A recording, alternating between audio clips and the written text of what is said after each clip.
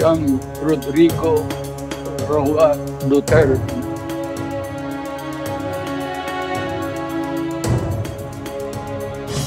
Nangangamba si Vice President Sara Duterte na baka matulad ang amang si dating Pangulong Rodrigo Duterte kay dating Senador Ninoy Aquino kung uuwi ito sa Pilipinas. Inalmahan niya ng pamilya Aquino at ng Malacanang. May report si Marizo Mali. Marcos resign! Marcos resign! Yan ang paulit-ulit na sigaw ng mga taga-suporta ni dating Pangulong Rodrigo Duterte na nagtipon sa The Hague kasama si Vice President Sara Duterte. Kaya nagsabi niya, hindi ako Marcos resign. Bakit ba kailangan resign? Dahil hindi mo pinapakita sa taong bayan na maayos kang mag-isip at kaya mo ang mamuno. Bring him home! Pero nag-aalala raw ang bise na sapitin ng ama ang nangyari kay dating Senador Ninoy Aquino na binaril sa tarmac pag-uwi ng Pilipinas noong 1983. Sabi ko, yung kagustuhan mo na umuwi, yan din yung katapusan ng buhay mo. Magiging Ninoy Aquino Jr. ka. At sinabi niya sa akin, sabi niya, kung ganyan ang kapalaran ko, then so be it. Basta lang mauwi ako sa Pilipinas. Kaya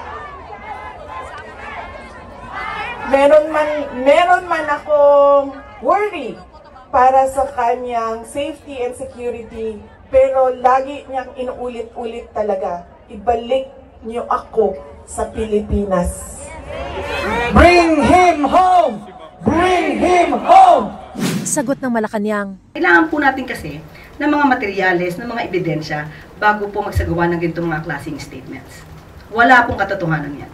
Hirit pa ng palasyo. Parang hindi po natin nadinig noon na inahilin tulad ni dating Pangulong Duterte ang sarili niya kay Ninoy, kung hindi kay Hitler. Ang tinutukoy ng Malacanang ay ang naging pahayag ni Duterte noong 2016. Hitler massacred 3 million Jews.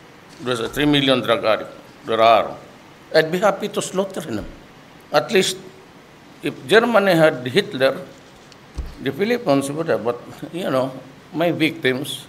Nagsorry kalaunan ng dating Pangulo sa kanyang naging pahayag. So napakalayo pong ipakumpara ang sarili o ikumpara ang dating Pangulong Duterte kay Ninoy Aquino na hindi nagkaroon ng anumang record ng mass murder or crimes against humanity. Sinagot din ng Malacanang ang panawagang magbitiw sa pwesto si Pangulong Bongbong Marcos. Kung pinag-resign po nila ang Pangulo, sino po ba ang makikinabang? Kahit sabihin po ni VP Sara o kayo nagsabi niyan, siya pa rin po ang makikinabang. Inalmahan din ng palasyo ang pahayag ng bise na di umano ipinapakita ng Pangulo sa taong bayan na maayos siyang mag-isip at kaya niyang mamuno. Paano po natin masasabi ito? Kung ang pinapailan po natin ay ang batas. At very transparent po tayo sa anumang mga transaksyon. Hindi po mas kakayanin ng isang tao na mamuno, na maraming inililihim, maraming itinatago. Sabi naman ng pamilya Aquino, kung pag-aaralan ng kasaysayan ay makikita na ibang-iba ang ginawa kay Ninoy sa pinagdaraanan ngayon ni dating Pangulong Duterte. Sabi naman ng grupong August 21 Movement o ATOM, umuwi raw si Aquino sa pag-asang kumbinsihin si dating Pangulong Ferdinand Marcos na magkaroon ng malayang eleksyon. Habang si dating Pangulong Duterte umaasang makakauwi ng bansa upang takasan ng pananagutan sa hablang crimes against humanity. Sinusubukan pa ng GMA Integrated News na makuha ang panig ng mga Duterte.